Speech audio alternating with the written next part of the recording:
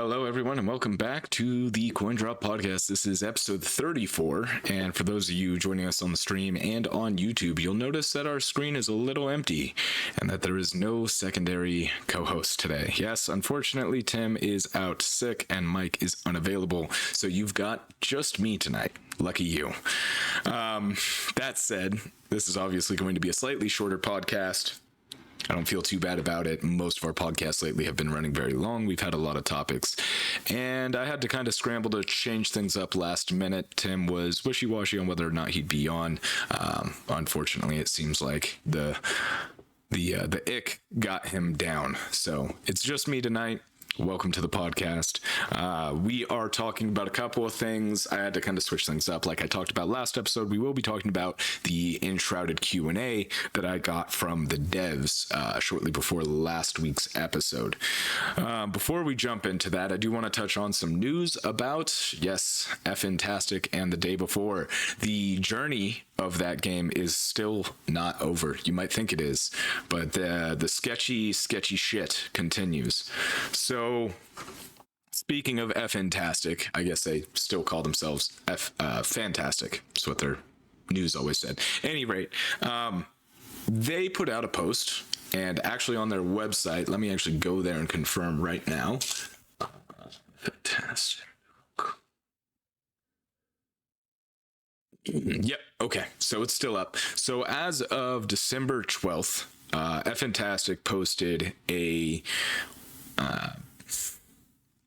notice on their website on fntastic.com, basically announcing that the company has closed down. For those of you who haven't seen this, I'll read it out to you. Quote, "Today we announce the closure of FNTASTIC Studio. Unfortunately, the day before has failed financially and we lack the funding to continue. All income received is being used to pay off debts to our partners. We invested all our efforts, resources, and man hours into the development of the day before, which was our first huge game. We really wanted to release new patches to reveal the full potential of the game, but unfortunately, we do not have the funding to continue the work. It's important to note that we didn't take any money from the public during the development of the day before." I don't know why that's important for them to note. Star Citizen has taken millions of dollars. So I don't know why that's important to them. They still took our money and gave us nothing. Well, gave us not what they promised. So I'm not sure why they felt that was important to note, but guess it was. During the development of the day before, there were no pre-orders or crowdfunding campaigns. We worked tirelessly for 5 years, pouring our blood, sweat, and tears into the game. Notice cam. Mike in the chat. No Tim. Yep. No, Tim's not here. Tim went away. What's the line from? Yeah. Tim's not here. Tim went away. Fight Club quote. Just with Tim instead of Tyler. No, Tim is not here tonight. So they said basically they poured their blood, sweat, and tears and worked tirelessly. The bottom line is an asset flip, right? And I said before in our last episode that I don't have an issue with that as a small dev. I think that's a fair way to go as long as you are open with your audience about it. Developing and crafting assets is a very, very time-consuming task. And trying to build a whole world by hand is either A, incredibly expensive to pay for the man hours to do it, or B, incredibly time-consuming to do it.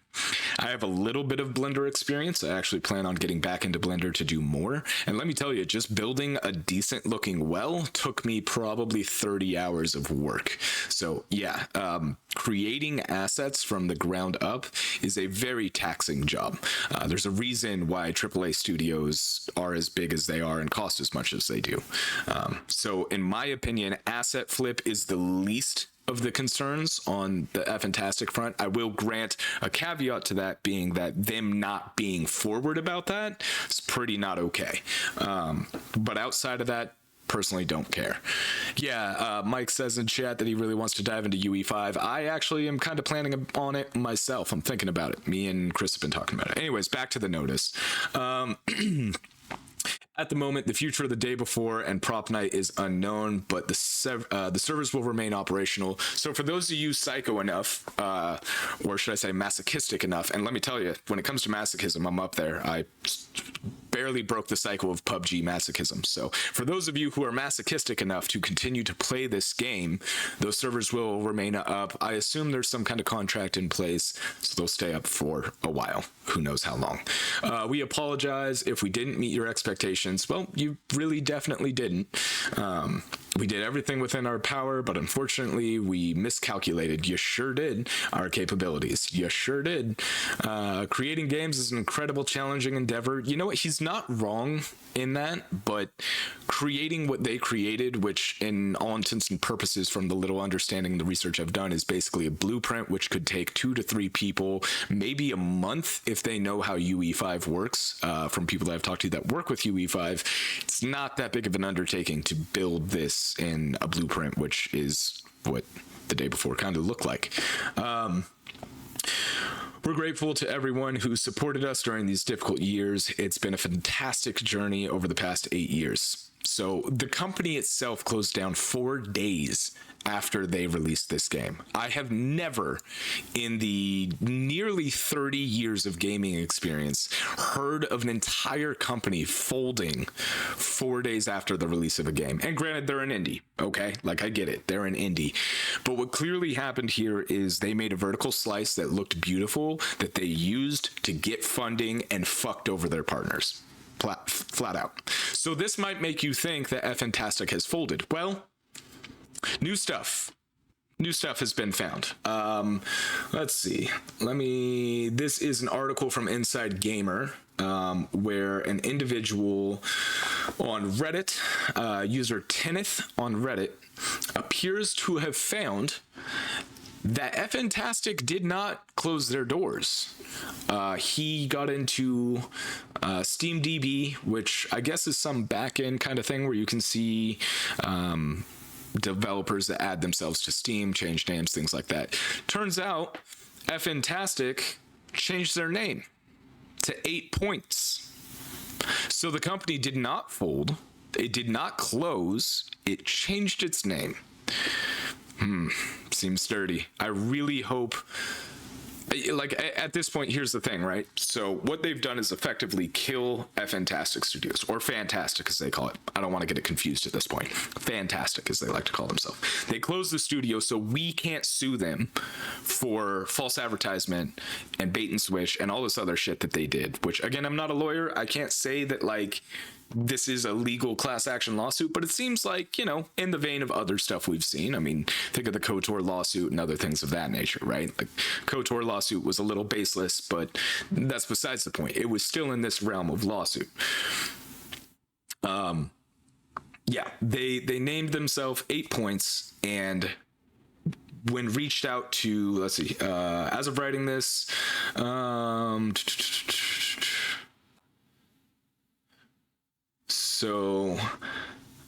so the Twitter account for FNTASTIC's CEO Edward Ghost, whatever the hell his Russian name is, I don't fucking know, deleted his Twitter account. So the CEO deleted his Twitter account attached to this game.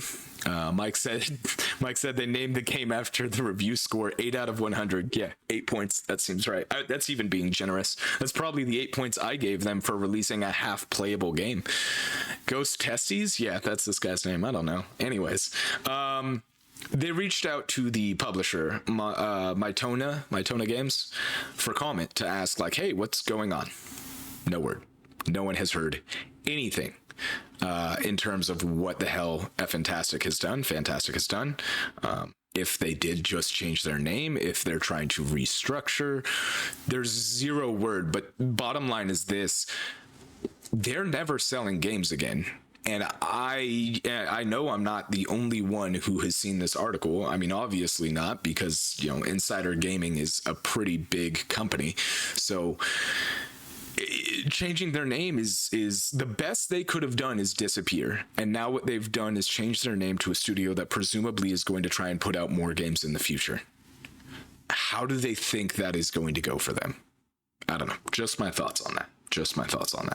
So that's kind of the situation as the saga continues with FNTASTIC. I am pretty damn convinced that this dev and this situation is going to go down in history as like an internet mystery. right? Because who would have? It's come out since then that a lot of the devs have said at no point did this game resemble an MMO. At no point any implementation of raids, instances, anything, nothing that resembled the MMO genre was ever intended or implemented into this game at any point.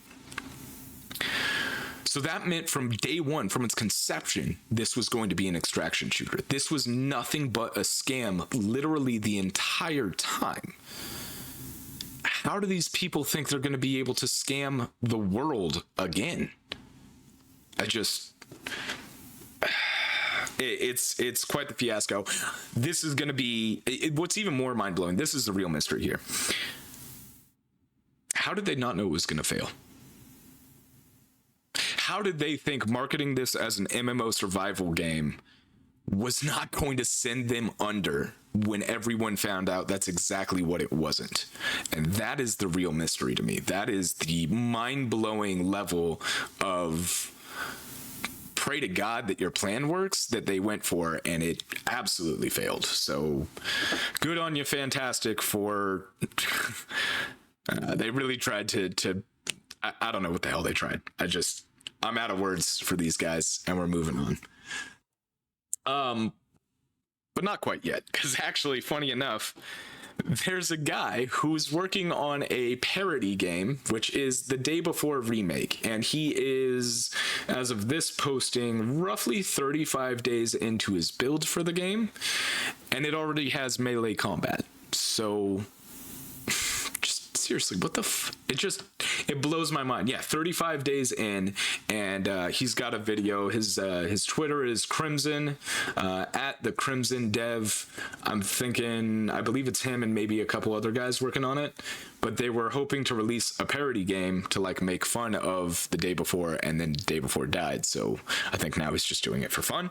Not too sure, but he's already demonstrating melee combat, something that like it's gray box and environment, like it's very early, but like the fact that the devs tried to continue to say like, oh, we worked so hard for 5 years, guys, you didn't even have fucking melee. Like, what?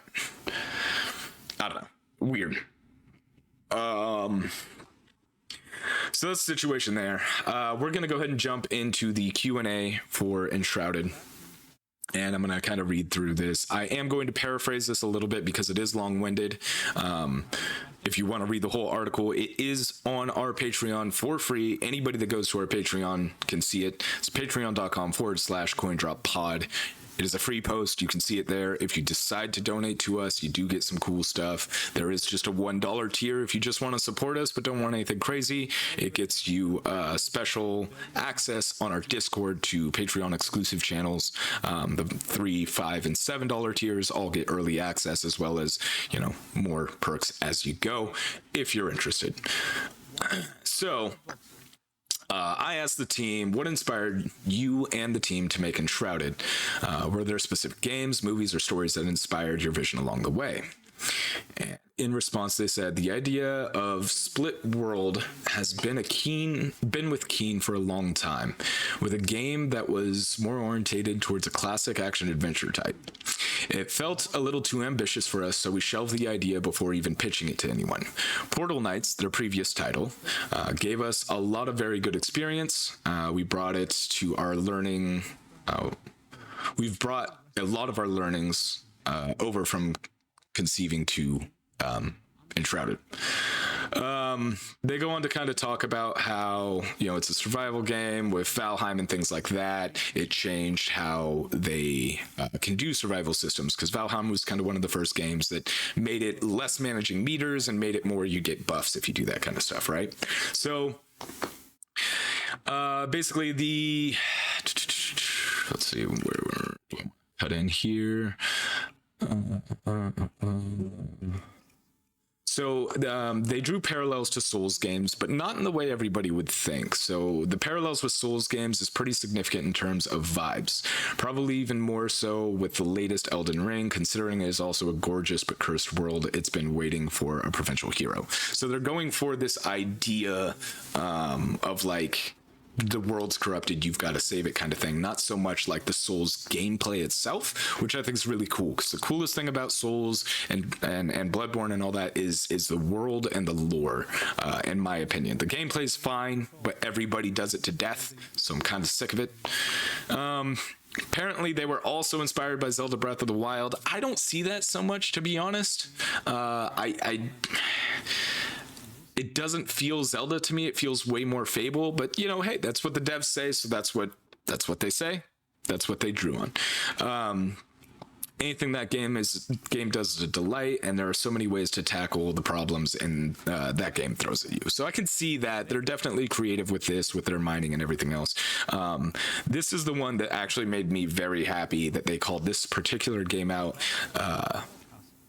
Personally, this was awesome to me because I'm a massive nerd. He said, a fun thing with Enshrouded is that everyone seems to come in and see a little bit of another game they liked in it. I've had a lot of people compare it to Conan Exiles, and a surprisingly large community of the former EverQuest Landmark players who are hoping Enshrouded can deliver on the base building dreams that we're nurturing for so many years. So if you didn't play EverQuest Landmark, it was a halfway step between EverQuest 2 and what was going to be EverQuest Next. Obviously, that game's defunct. That's like 20 years ago, 15 years ago at this point they were talking about that. But EverQuest Landmark did release from a studio called Daybreak, because they bought it from SOE, and it was very much like Enshrouded.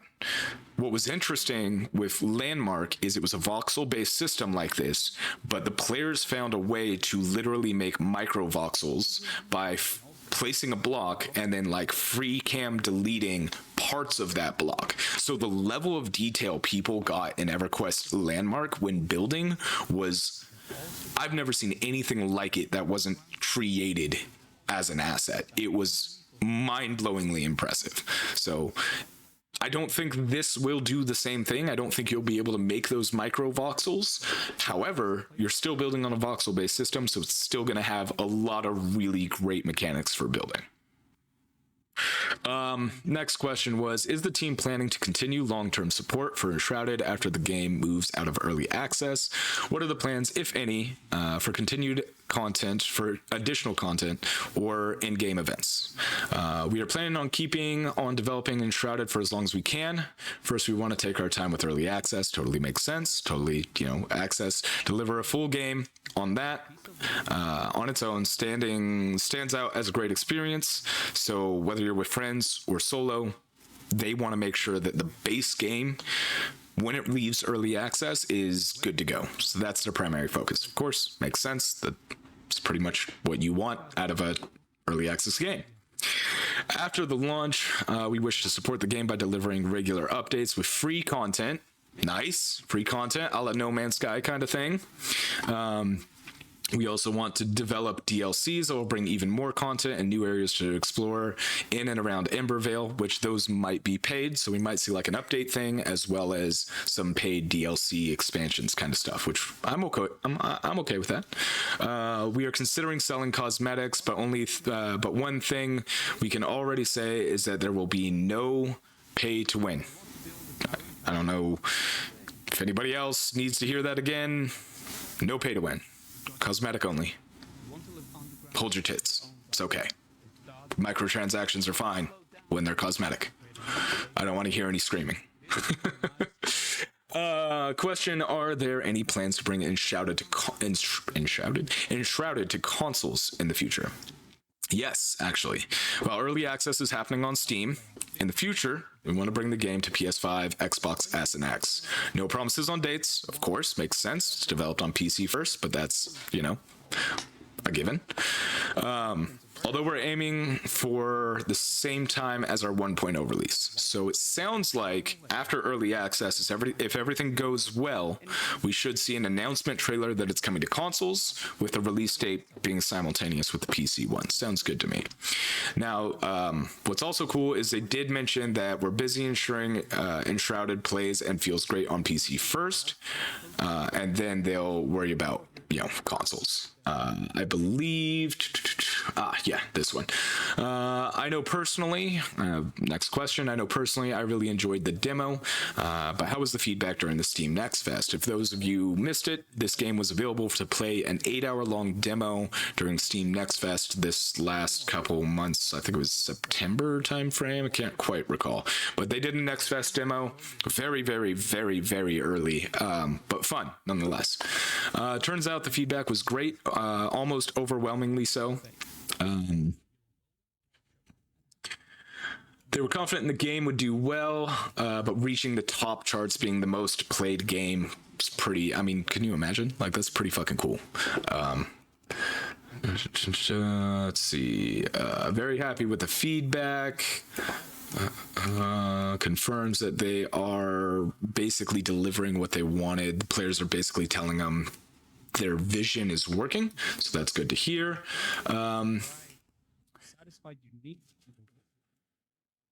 builds. World of Enshrouded. Yeah. They also said, let's see. Basically, it just confirms that they're focusing on the right areas, that they are moving in the direction they want, and that players find it fun and enjoyable. And that's, the most important part. Next question was, gamers love to know their voices are heard, but sometimes our desires don't line up with the vision the team has for the project. Was there any feedback that the team took to heart that they really agreed with? The thing was, we sort of knew going in was that the game during the alpha and beta had very little, if any, tutorialization.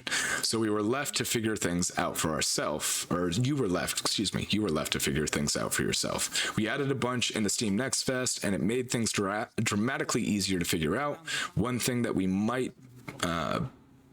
knew might be the most complex, for instance, was teaching players how to use the building system. Everyone has a favorite building game, and most of them have different controls. So even as we were building ours, with the added complexity of voxels, we knew this would be a hard task, particularly because we had controller compatibility day one. It certainly didn't make things easy, but we're glad we went with it. So that also is really good news for console players. The reason being is if they've already got console controls for the PC, they're already testing those controls for when it comes to console. So console players, you're already kind of in the loop here because you already got the controls, so to speak, right? So this one's copy paste controls basically. They're going to be able to take what they built on PC and got feedback from early access and stuff like that from people who are playing it on the gamepad and move that into the console. I will say my feedback was like, hey, your controls feel a little clunky. The crafting system is definitely different than most games, but it again goes back to that added complexity of voxel system. In Conan Exiles, you just pick the piece and place it. You literally build the pieces in this. So you have different block sizes and block types, not just like different wall types that you select and then drop. So it does add a layer of complexity, and I'm glad that they specifically call that out and they're aware of it, because it does make for some submenus. That said, I recently played Astroneer with a buddy last night. I just bought it. It's a game I've wanted to play for a long time. That game has some fucking complex ass menus. Like, god damn, it took me probably most of the time we were playing it to figure out their menu system. And I felt dumb because like it shouldn't have been that complex, but I guess I'm just retarded. I don't know. Off topic. Final question I asked him. This is I'm going to clarify, I messed this up because I always forget about the game The Forest, because for whatever reason, my mind doesn't see The Forest as a survival game, because the way that story is built, it negates the point of building. I don't know about Sons of the Forest, but The Forest was a survival horror game where you could build, but the whole game is going around to different places in the map, so why would you build a central base when you've got to go? It just didn't make sense. The crafting system didn't make sense for the game, and I always forget that that's a survival crafting game, so that's on me. But from what I experienced, it seemed like Enshrouded is going to be the first survival game with an actual story. Is there going to be an actual narrative with a starting and an end point, or is it going to be more subtle like Valheim and kind of everything else that we've had? So his response to this was like, well, you forgot about the forest, you jackass. And I was like, that's not what he said. I don't think he meant that way at all, but that's the way I took it, because I was like, oh fuck, I'm stupid. Yeah, that is that game. He did say that their story is going to be more like Dark Souls, but better. And from my experience, it already is.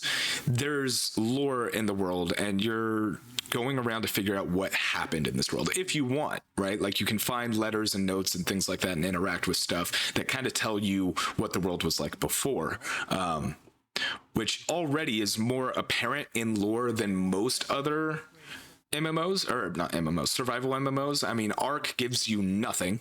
Conan Exiles gives you very little.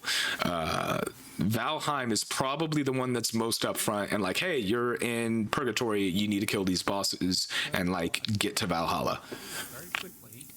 That's probably the most open one.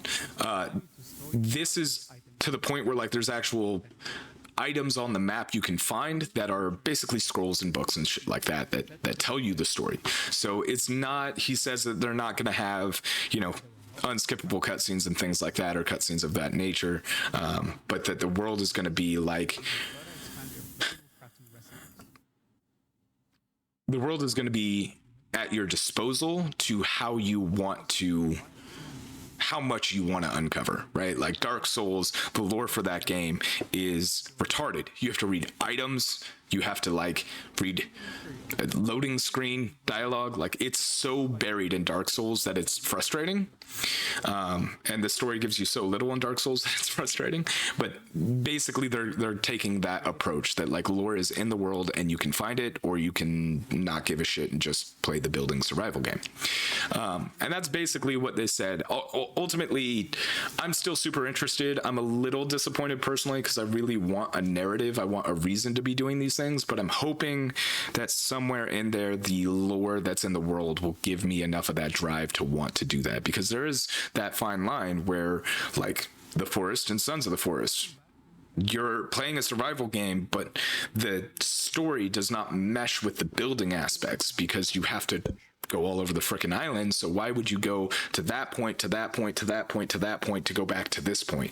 Like, there's no reason to build a permanent base if the whole goal is to escape the island. So I don't know. That's just my thoughts on that personally. But if you want to read it for yourself, like I said, it's on our Patreon. Feel free to check it out there. He goes into way more detail. I just wanted to kind of briefly talk about it. So that's there for your reading pleasure if you so choose. With that said, I've only got really one more thing I'm going to briefly touch on. Like I said, this is a shorter episode. I don't think we're going to be, well, I am definitely not doing a Patreon side this time, so I apologize to our patrons. It's just not going to happen today. So this is too much talking for me already. So without Tim to break it up, I feel like I'm talking way too much. Yeah, apologize. Thanks, 1%. Thanks. So it turns out Insomniac seems like it may have been hacked, and some information regarding Marvel's Wolverine has leaked. I am not going to read this article because I don't want to know what was found, and I'm worried that these people put it in here.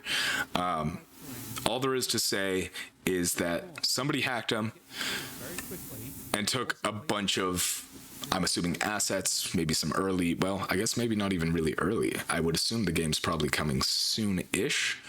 We saw it, what, a year ago? Maybe 2 now? Can't recall.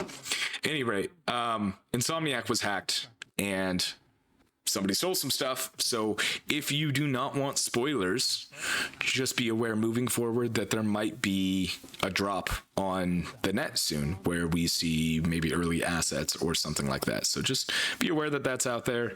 The way this always seems to go down is I think in this case it was probably ransomware. I saw a quote in here. Hang on, I guess I'll read this.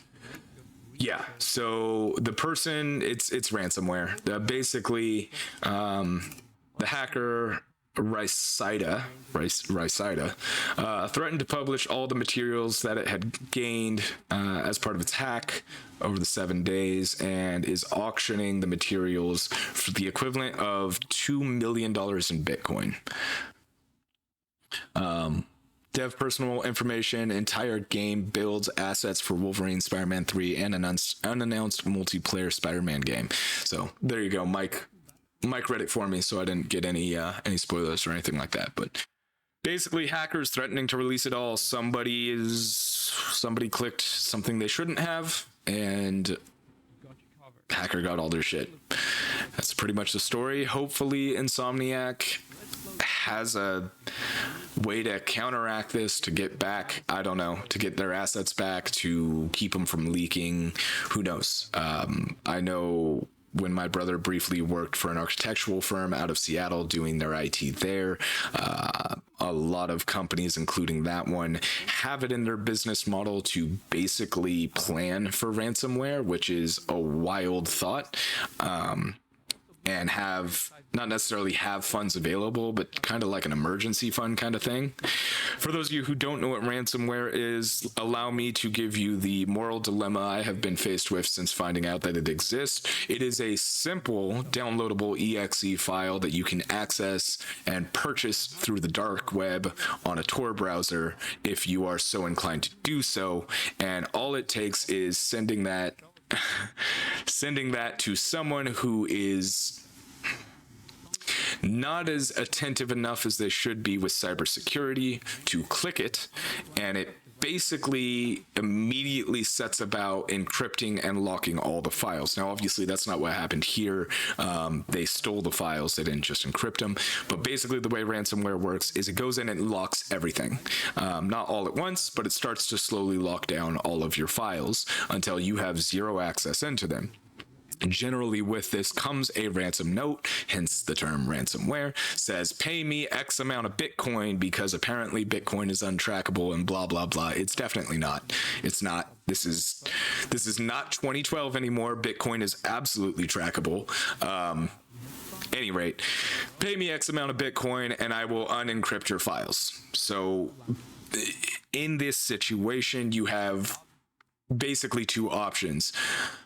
Factory reset everything and blow up your entire servers of data and everything that your company is, or pay the ransom. Those are literally the only two options. Obviously, law enforcement can get involved as well, but as a business owner, that's it. So it's no joke when people say don't click links that are suspicious, especially on your computers, on work computers. Don't click links. Don't click links you don't know where they're going. It's not a good idea. You could be opening yourself up or your business up to ransomware. And that's your PSA for the day.